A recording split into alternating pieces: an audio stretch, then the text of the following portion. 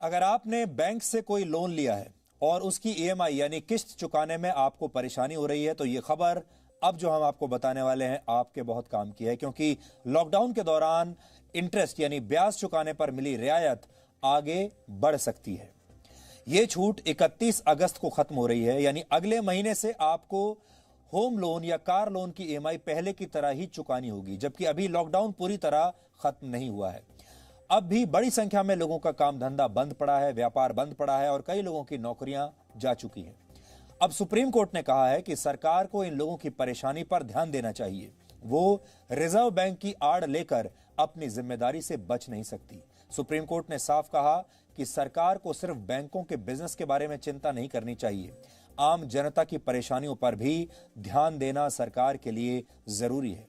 पिछले 6 महीने से लोगों को अपने लोन पर ब्याज चुकाने से मोहलत मिली हुई थी। बैंकिंग की भाषा में इसे मॉरेटोरियम कहते हैं।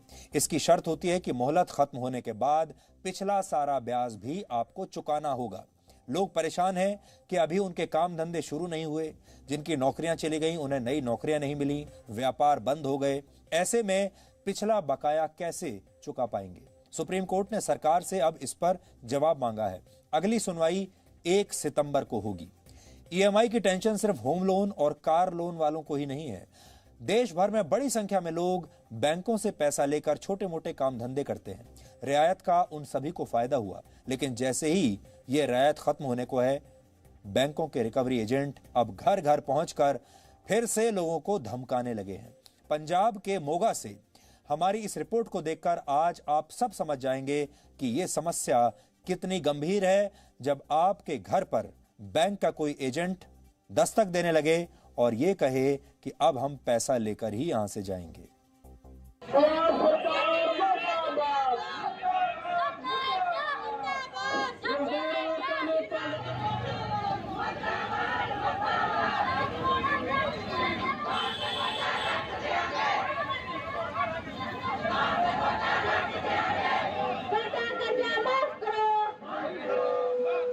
पंजाब के मोगा की जिस छोटी सी दुकान के आगे महिलाएं प्रदर्शन कर रही हैं, वो एक माइक्रो फाइनेंस कंपनी है।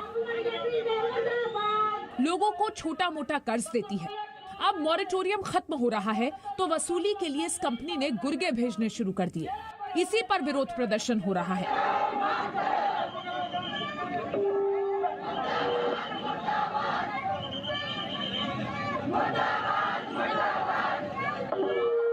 आप ये सोच सकते हैं कि कर्ज लेकर ना चुकाना तो जुर्म है, लेकिन इस प्रदर्शन पर मत जाइए। इसके पीछे छिपे दर्द और मजबूरियों को समझिए।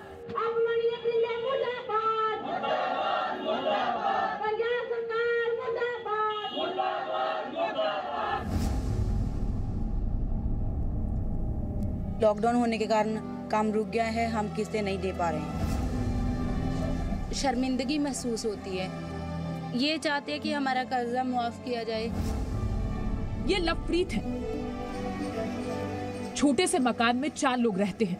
कमरा बनाने के लिए जरा सा कर्ज लिया था। टूटी चारपाई पर लेटी माँ को कैंसर है।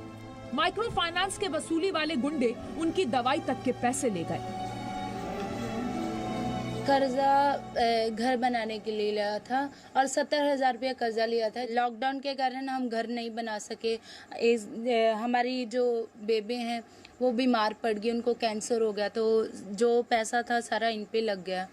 और अब जो किश्तों वाले हैं वो आते हैं घर पे, हमें बोलते हैं, बहुत बैड वर्ड बोलते हैं, जिसके कारण हमें बहुत शर्मिंदगी महसूस होती है और हम चाहते हैं कि हमारा जो ये कर्जा है मुआफ किया जाए। अमरजीत कौर आत्मनिर्भर भारत से प्रेरित थी। इसी सिलाई मशीन के लिए कर्ज लिया था। लॉकडाउन के दौरान कामकाज ठप हुआ तो कर्ज की किश्त रह गई। वसूली वालों ने बचे हुए पैसे छीन लिए और बेइज्जत किया वो अलग।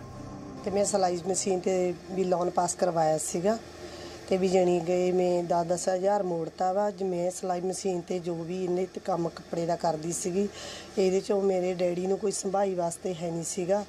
ਵੀ 2 ਵੀਰਾਂ ਨੇ ਮੇਰਾ ਡੈਥ ਹੋ ਗਈ ਸੀਗੀ। ਹੁਣ ਇਸ ਵਕਤ ਮੈਂ ਜੀ ਕਰਜ਼ਾ ਨਹੀਂ ਮੋੜ ਸਕਦੀਗੀ ਤੇ ਦਿਹਾੜੀ ਕੋਈ ਦੱਪਾ ਕੁਛ ਵੀ ਨਹੀਂ ਲੱਗਦਾਗਾ ਤੇ ਵੀ ਅਸੀਂ ਤਾਂ ਇੱਕ ਟਾਈਮ ਰੋਟੀ ਬਣਦੀ, ਇੱਕ ਟਾਈਮ ਨਹੀਂ ਵੀ ਬਣਦੀਗੀ। ਸਾਡੇ ਡੈਡੀ ਦੀ ਜਿਹੜੀ ਦਵਾਈ ਦੇ ਪੈਸੇ ਸੀ ਉਹ ਵੀ ਕਿਸ਼ਤ ਵਾਲੇ ਧੱਕੇ ਨਾਲ ਸਾਡੇ ਤੋਂ ਲੈ ਗਏ ਆ। ये सिमरनजीत कौर है। घर चलाने के लिए पति रेहड़ी लगाते थे। रेहड़ी के लिए 25,000 रुपए का कर्ज लिया था। बरसात में छत गिर गई तो कुछ पैसे वहां लगा दिए। गिनी चुनी किश्तें बाकी रह गई तो अब रोज वसूली वाले आते हैं और घर का कुछ सामान उठाकर ले जाते हैं।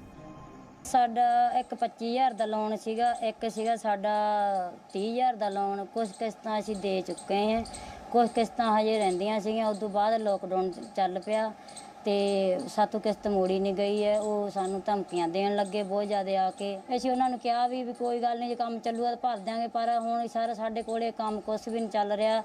ਅਸੀਂ ਕਿਸ਼ਤਾਂ ਨਹੀਂ ਮੋੜ ਸਕਦੇ ਹਾਂ। ਅਸੀਂ ਬਹੁਤ ਗਰੀਬ ਘਰ ਦੇ ਹੈਗੇ ਆ। ਕਿਸ਼ਤਾਂ ਸਾਥੋਂ ਨਹੀਂ ਮੋੜੀਆਂ ਜਾਣੀਆਂ। ਸਾਡਾ ਕਰਜ਼ਾ ਜਿੰਨਾ ਵੀ ਲਿਆ ਗਿਆ ਸਾਰਾ ਸਾਡਾ ਮਾਫ ਹੋਣਾ ਚਾਹੀਦਾ।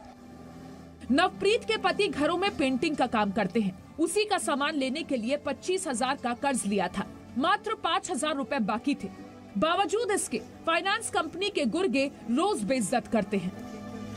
वो आते हैं, हमें कहते हैं कि किस्तें दो, हम तुम्हें ब्लॉक में पा देंगे, तुम्हारे घर का सामान ले जाएंगे, ये करेंगे। बहुत बुरे शब्द बोलते हैं हमें। घर के आसपास के लोग भी हमें आकर देखते हैं, हमें इंसल्ट महसूस होती है, हमें बेइज्जती महसूस होती है। हम बस यही चाहते हैं कि हम जब काम ही नहीं चल रहा है, हम किस्तें कहाँ से वापस करें उन्हें। 5-6 हज़ार रुपये के लिए हमें इतना कुछ सुनना पड़ रहा है। ऊपर से आके वो धमकियाँ देते हैं, हमें माड़ा चंगा बोलते हैं। हम बस यही चाहते हैं कि हमारा ये कर्जा माफ़ किया जाए। कर्ज लिया है तो चुकाना पड़ेगा ही, लेकिन सवाल ये भी है कि बड़ी बड़ी कंपनियों का कर्ज एनपीए में डालकर मामला रफा दफा हो सकता है। तो क्या इन 20-30 हजार रुपए का कर्ज लेने वाले रेहड़ी पटरी वालों का कर्ज माफ नहीं हो सकता? लॉकडाउन के कारण कारोबार सब ठप है, जिसके कारण माइक्रो फाइनेंस कंपनियों की तरफ से लिया हुआ कर्जा मोड़ पाने में ये बिल्कुल भी असमर्थ है। हमारी ये मांग है कि अगर मोदी सरकार कारपोरेट घरानों का कर्जा एनपीए कहकर माफ़ कर सकती है, तो दूसरे तरफ ये गरीब परिवार हैं जिसमें छोटे किसान हैं, मजदूर हैं, दुकानदार, व्यापारी हैं, उनकी औरतों का कर्जा भी माफ़ किया जाना चाहिए। मोगा से नवदीप सिंह के साथ ब्यूरो रिपोर्ट, जी मीडिया। अब हम आपको बताते हैं कि ईएमआई की ये टेंशन कितनी बड़ी है। सबसे ज्यादा लोग होम लोन, कार लोन और पर्सनल लोन लेते हैं। एजुकेशन लोन और क्रेडिट कार्ड वालों को भी अगर इसमें जोड़ लें तो ये संख्या बहुत ज्यादा हो जाती है। रिजर्व बैंक के आंकड़ों के अनुसार रिटेल कैटेगरी में लगभग 25 लाख करोड़ रुपए का लोन है। सुप्रीम कोर्ट में यह तथ्य रखा गया कि 6 महीने के लॉकडाउन में लगभग 40% लोगों की या तो नौकरी चली गई या उनकी सैलरी, तनख्वाह कम हो गई। एक वित्तीय संस्था फिनवे के सर्वे के अनुसार लोन लेने वाले लगभग 45% लोगों ने ईएमआई में रियायत का फायदा उठाया है। रिजर्व बैंक का कहना है कि यह रियायत अब आगे नहीं बढ़ानी चाहिए, क्योंकि इससे रिजर्व बैंक को दूसरे बैंकों में जमा पैसों पर ब्याज देने में परेशानी शुरू हो जाएगी। उन्हें जमा पैसे पर ब्याज घटाना पड़ेगा। इसकी शुरुआत हो भी चुकी है। एचडीएफसी बैंक ने आज ही अपने ब्याज दरों में कटौती कर दी है। तो अब आप समझ गए होंगे कि यह संकट कितना बड़ा है। उम्मीद की जा रही है कि सरकार इसमें दखल देगी और कोई रास्ता जरूर निकालेगी ताकि आम लोगों को इस संकट से बचाया जा सके और बैंकों की हालत भी खराब ना होने पाए। Presenting B News app available on Google Play and App Store. Download it now.